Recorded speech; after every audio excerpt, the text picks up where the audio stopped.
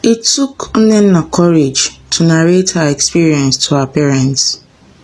Following her narration, her father finally succumbed to her mother's constant whining for them to go see the necromancer as suggested by Mama Amaka. The location of the necromancer was in a neighboring state, so if they had to leave and come back the same day, then they had to leave very early. And for this, Mama Amaka had passed the night at their place. So as early as 5 a.m. the next morning, they set out. The temple was located in the deep of a forest, so the path that led up to it was thickly bushy. And so parking their car, they walked cautiously, careful not to hit their foot against a tree stump or collide with a tree branch. For as long as they walked, the only sounds they heard were that of birds chirping and leaves crackling as they moved to the rhythm of the breeze. Shh! Mama Amaka had hushed Mama Nnenna one time when she tried to speak. They soon sighted the black temple, which was well hidden in the thick of the forest. There was an eerie air about the place, and as they drew closer, a frightening sight came into their eye line. It was the desiccated figure of a person standing in front of the temple. Next to it was a white casket. Mama Nnenna almost fainted at the sight of this, as she held tightly to her husband, muffling a scream with her other hand. "You are the one that said we should come here, so why are you acting up?" he asked. "Calm down," Mama Amaka said, patting her on the back. Mama Nnenna turned to look at her friend, who was completely unperturbed by the sight. The entirety of the temple was painted with black, with white linens used ornamentally in some portions. Large floor-to-ceiling mirrors stood on the walls of both sides of what seemed to be the altar, with calabashes placed at the foot of the mirror. A bell was placed at the center of the altar by the edge. There was a door next to one of the mirrors. The chair arrangement of the temple took the semblance of that of a church. All the chairs were white in color, but black linens were tied to their armrests. And as they got in, Mama Amaka pointed them to sit in the front, while she went and knelt at the altar, made a short prayer, then reaching for the bell, she rang it once, and sitting up, she came and sat next to them.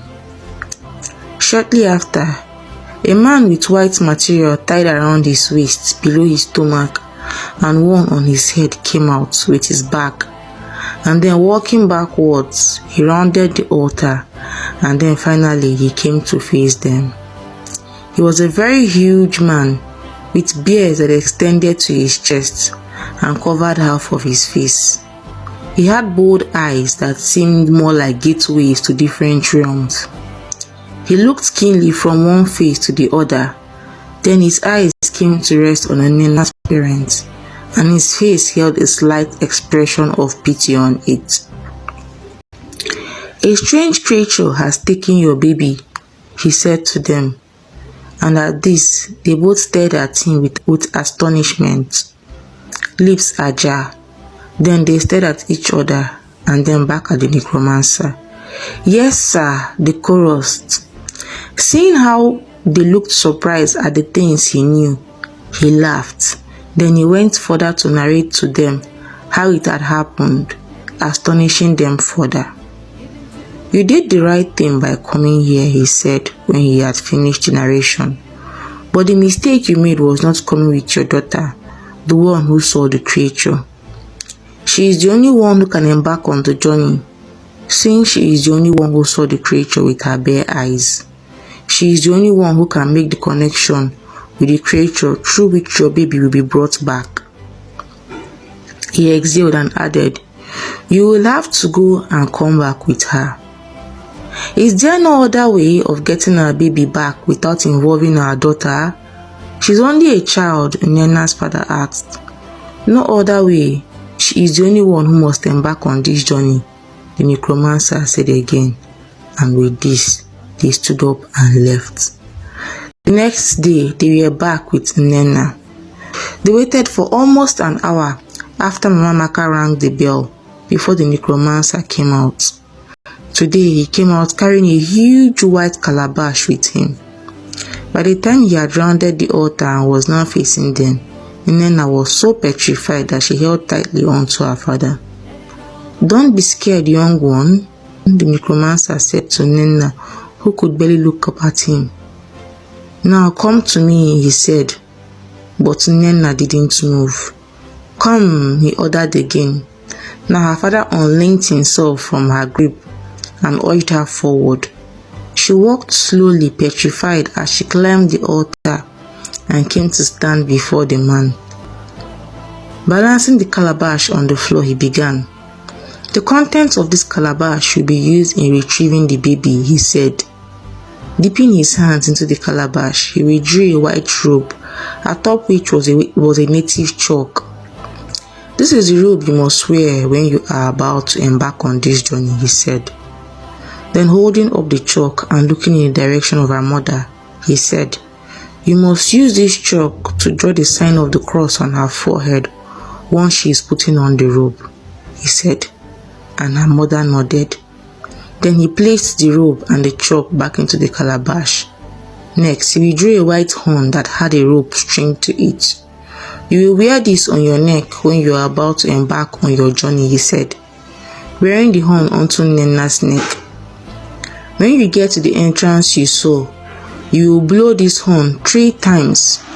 When you blow it, the portal will come open," he said. "The place you are journeying to is a different realm. The things you will see are unreal to the physical realm, so you must act as if you do not see them. Fear must not be your companion on this trip," he said. "Do you hear me?" he asked, holding her by the jaw and tilting her head up so that she was looking at him. She struggled to hold her stare at his face, his white beards, his eerie eyes. "Look at me," he said. "Look into my eyes," he commanded. Nnenna summoned courage and looked into his eyes. The moment their eyes locked, he muttered some strange words, and as he did, a tiny film of white smoke came out of his eyes and entered hers. And immediately, every atom of fear in her vanished. He had placed a spell on her that would grant her the courage to embark on the journey. With this, he inserted his hand into the calabash again and withdrew a Bible. "Hold this to your chest when the portal opens," he said. "When you have entered and the portal has closed behind you, you must call the baby's name as loudly as you can 3 times. When you do this, he will begin to cry. Then you follow his voice until you locate him." Now, bringing a black wooden bowl with a fist-sized white egg inside it, he said, "The creature that took the baby will want something in return, so you must present this gift to it. On no account should this egg fall or break," he warned. When he was done giving his instruction, he returned the items into the calabash and handed it over to Nnenna. Watch out on this space for the part 4 of